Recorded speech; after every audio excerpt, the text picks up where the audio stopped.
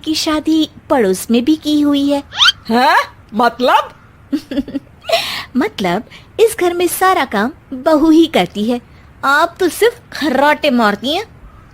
अच्छा जी, फिलहाल तो तुम आराम फरमा रही हो, चलो जाओ, ये मेरे टीवी देखने का समय है। आहा, इसीलिए मुझे भगाया जा रहा है। सॉरी, अब तो बिल्कुल नहीं जाऊंगी। प्राची की इस बात पर दोनों सास बहू के बीच टीवी रिमोट के पीछे बच्चों जैसे छीना झपटी शुरू हो जाती है, जिसके बीच श्लोक भी काम से घर वापस आ जाता है। आज मेरी चूहे बिल्ली की जोड़ी किस बात पर झगड़ रही है? अरे तेरे बीवी मुझे टीवी नहीं देखने दे रही। अरे तुम्हारी मम्मी मुझे खाना बनाने के लिए फोर्स कर रही है। अरे वाह, ऐसे बेतुके रीजन पर तो बच्चे भी झगड़ा नहीं करते। अरे मुझे कुछ मत बोल, सब इसने ही शुरू किया है। हाँ हाँ, जैसे आप तो बहुत दूध की धूली है ना। अरे बस, दोनों चुप। प्राची जाओ, खाने की तैयारी करो। और माँ तुम छोड़ो, तुम्हें क्या बोलूं, शांति से अपना सीरियल देखो, मुझे दोबारा लड़ने की आवाज सुनाई नहीं देनी चाहिए।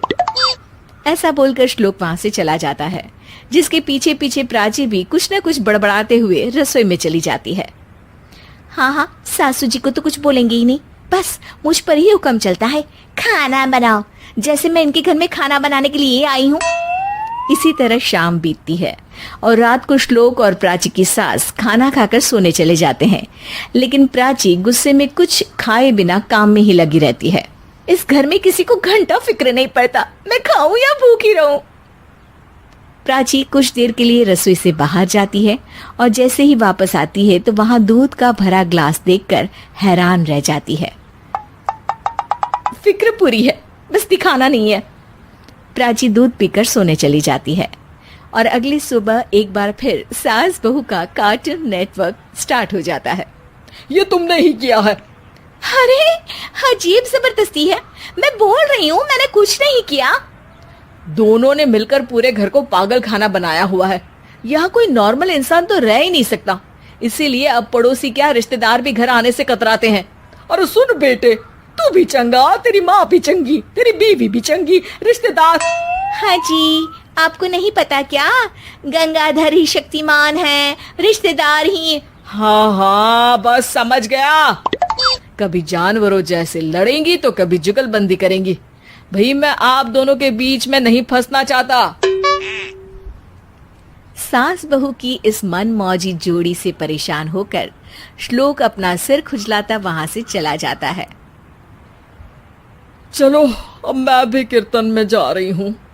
इस पर जैसे ही सास कमरे में अपना पर्स लेने जाती है तो वहां नाश्ते की प्लेट रखी देख मुस्कुराने लगती है और नाश्ता करके घर से बाहर निकलते हुए कुछ पैसे टेबल पर रख जाती है, जिसके कुछ देर बाद सिलेंडर वाला घर आता है।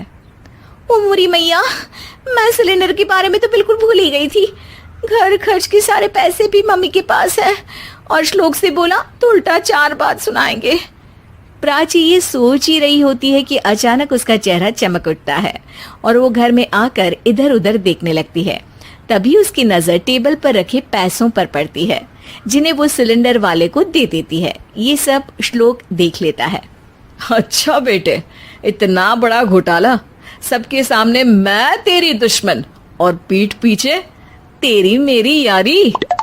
इस पर श्लोक एक प्लान बनाता है और शाम को सब एक साथ बैठे होने पर बोलने लगता है।